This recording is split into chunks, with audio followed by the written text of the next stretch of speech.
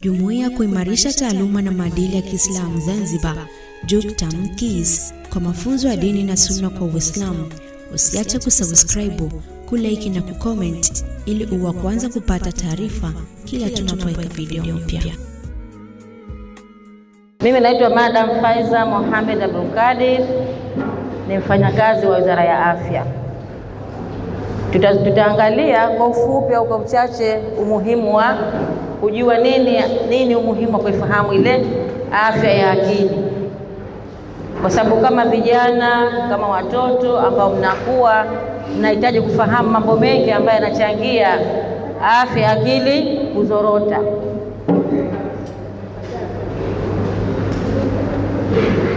Sawa? Kwa hiyo tutapitia kuangalia afya ya akili ni vipi, mtu ambaye ana shida afya ya akili utamjua vipi, na mambo gani yanachangia hata afya ya akili ikafanya nini, ikawa inazorota. Kwa hiyo katika mada hii tutaangalia afya ya akili bora itakiwa iwe vipi, lakini pia tutaangalia mambo ambayo yanachangia kupata shida ya afya ya akili, lakini pia tutaangalia athari na matatizo ambayo tunapata ikiwa mtu atakuwa akili yake haiko vizuri. Lakini pia tutaangalia nini msongo wa mawazo. Tutaangalia pia na kitu kinaitwa M5, tutakuja kukiona hapo katika masomo yetu ya leo. Kwa hiyo tunazungumza kwanza nini afya ya akili. Tujue kwanza, kabla ya yote, kwanza afya ya akili na afya ya mwili ni vitu sambamba, lazima viwe sambamba. Ili mtu awe na afya nzuri ya akili, inatakiwa vile vile awe na afya nzuri ya mwili wake. Tumeelewana hapo eh? Kwa hiyo ili mtu awe na afya nzuri ya akili atakuwa vile, lakini vile vile mtu ambaye anakuwa na afya nzuri ya akili hupelekea pia hata afya yake ya mwili ikawa nzuri. Kwa hivyo mambo haya yanakwenda vizuri pamoja, mwisho tunampata mtu ambaye ana tija na ana furaha na ana faida katika jamii. Kwa hiyo mambo haya mawili lazima yawe pamoja. Ianze afya ya mwili, baadaye na afya ya akili na inakuja kuboreka. Kwa hiyo nini afya ya akili kwanza? Hebu mtu mmoja atuambie, akisikia afya ya akili anafikiri maana yake nini? Nini afya ya akili?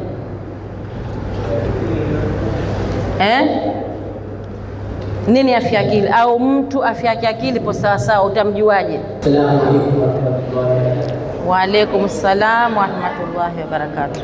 Afya ya akili ni uwezo wa mtu au wanadamu kuweza kuchanganua vitu baya na vitu vizuri, pia na kuweza kuchanganua utendaji wa mambo katika maisha yake kila siku. Asante sana, takbir. Katuambia kwamba afya ya akili ni uwezo wa mtu kulitambua lipi baya na lipi jema, lakini vile vile kujua katika mazingira yake, katika maisha yake, mambo gani yeye kama mwanadamu anatakiwa nini ayafanye. Tutasema hapa huyo mtu kidogo afya yake akili iko vizuri. Kinyume na hapo mtu ambaye hatambui lipi baya, lipi zuri, lakini pia hajui yeye kama mwanadamu katika jamii anatakiwa afanye nini, tunasema huyo mtu kidogo afya yake akili imezorota. Sawa Kazungumza vizuri sana. Kwa hiyo hapa tunaambiwa na Shirika la Afya Duniani kwamba ni hali ya ustawi ambapo mtu anatambua uwezo wake, yeye kama mwanadamu ana uwezo gani, lakini pia anaweza kukabili mikazo. Mikazo ni changamoto mbalimbali za maisha, kwa sababu katika maisha kila siku changamoto hazimaliziki. Kweli si kweli? Ikimalizika hii na kuja hii, na kila mmoja na changamoto yake kutokana na maisha yake. Kwa hivyo aweze kukabili zile changamoto zake za maisha, lakini pia aweze kufanya kazi kwa tija.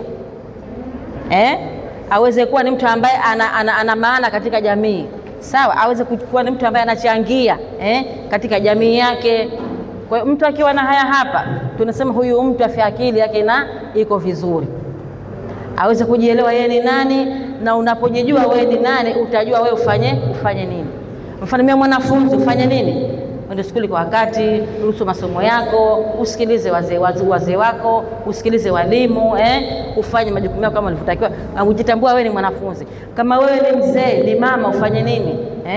Utunze heshima kwa watoto, uwasikilize watoto, uwe na muda kukaa nao, lakini pia uwape malezi mazuri. Tumeelewana?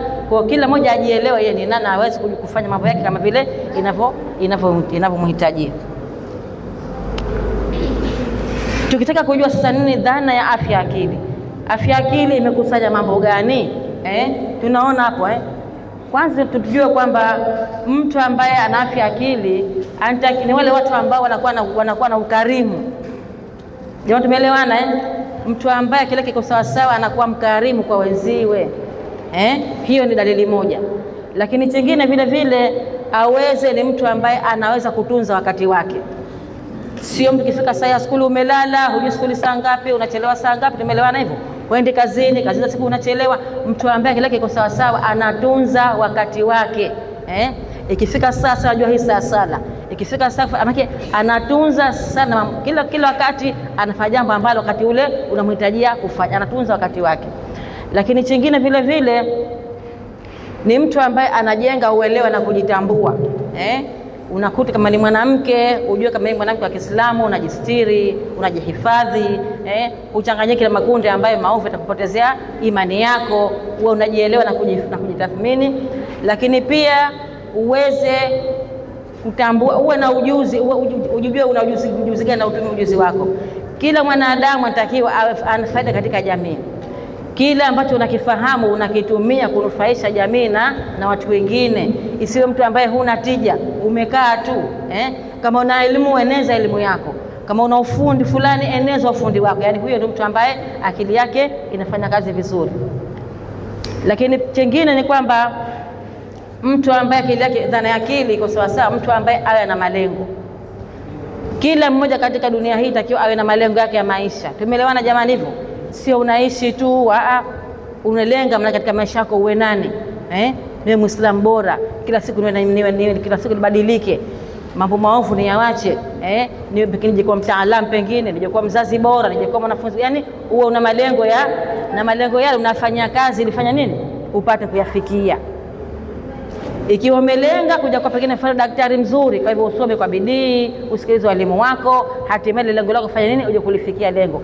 Umelenga kuwa pengine mtu mwenye elimu nyingi, pengine shekhe, uelimisha dawa, basi kwa hivyo ufanye bidii katika mambo yako, ile lengo lako fanya nini? Ulifikie. Kwa hivyo katika mambo haya takriban, ikiwa mtu anayo haya mambo haya, tunasema kwamba mtu huyu akili yake inafanya kazi kama inavyotakiwa.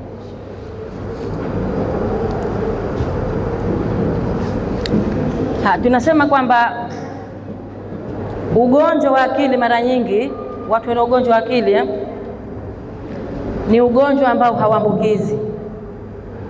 Tumeelewana Maradhi ya akili hayaambukizi na wala hayana sababu maalum, ila yana vichocheo. Ikitokezea pengine mfano katika familia kuna mmoja akapata ugonjwa wa akili, huenda na yule mwingine akapata ule ugonjwa, lakini sio lazima. Kwa ugonjwa huu una vichocheo tu, lakini hauna sababu maalum. Kwa hiyo kwanza katika mambo ambayo yanachangia afya ya akili kuzorota ni matumizi mabaya ya dawa za kulevya. Tumeona hapa matumizi ya dawa za kulevya haya yanachangia sana kupata watu. Tunashuhudia watu wanatumia mabangi manini, tumeona kwa hiyo na lazima mara ugonjwa wa akili, wanapiga makelele, inachangia sana kupata magonjwa ya akili. Lakini chengine, watoto kukosa malezi na makuzi mazuri katika familia yao. Sisi kama walezi au kama wazazi, nyie pia mtakuja kwa wazazi na walezi, hakikisha kwamba watoto wanahitaji malezi mazuri ili hatimaye anapokuja kwa mtu mzima akili yake iwe sawa sawa. Na asilimia kubwa ya wagonjwa wa akili wanapata maradhi haya tangu akiwa utotoni. Baada ya kuwa mtu mzima inakuja kujitokeza, lakini anaanza tangu vile anavyolelewa malezi yake. Malezi ya ukali kwa watoto, kutomsikiliza mtoto, kutomdhalilisha, lishe duni, inapelekea hai mwisho wa siku ya kupata ugonjwa wa akili baadaye anapokuja kwa mtu mzima. Lakini pia udhalilishaji jamani, tunasikia kila siku nini udhalilishaji? Udhalilishaji ndio nini? Ukisikia mtu kadhalilishwa maana yake ndio vipi? Kafanywa nini mtu kadhalilishwa?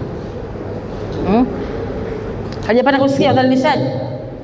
Tushasikia nini udhalilishaji?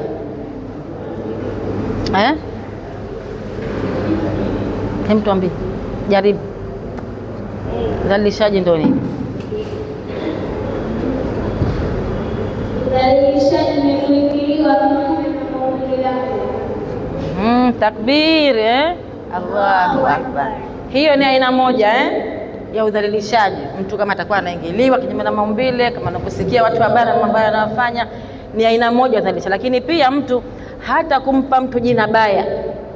Jamani, tumeelewana hivyo?